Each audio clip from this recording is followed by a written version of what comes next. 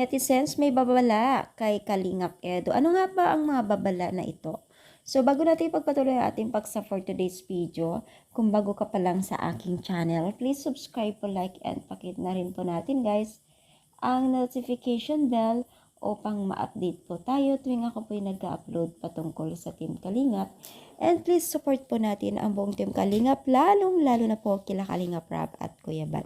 So, ano nga ba ito, no? Maraming nagsasabi kay Kalingap Edo na once daw po na binalikan po itong ni Kalingap Edo, itong si Erica bilang isang love team, no?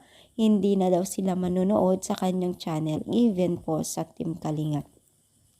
So, ganoon na lamang po talaga nasaktan ang mga netizens kay Erica, no? Sa pagiging isang love team nila. Pati si Kalingap Edo medyo nadadawit, no? So, yun nga, no? Dahil hindi natin maiwasan at hindi maiwasan ng mga netizens na magdamdam dahil nga po sa mga pangyayaring iyon, ay talagang nakikiusap sila kay Kalingap Edo na wag nang balikan itong si Erica once na bumalik bilang isang love team, no?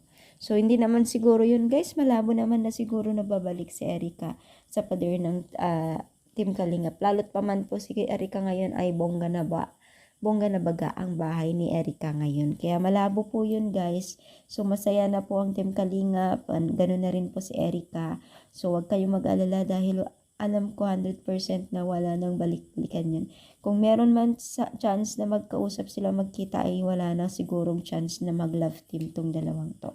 So, ano nyo masasabi dito sa atin paksa for today's video?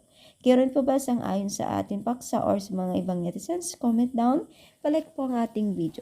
Thank you so much for watching and more power. God bless po.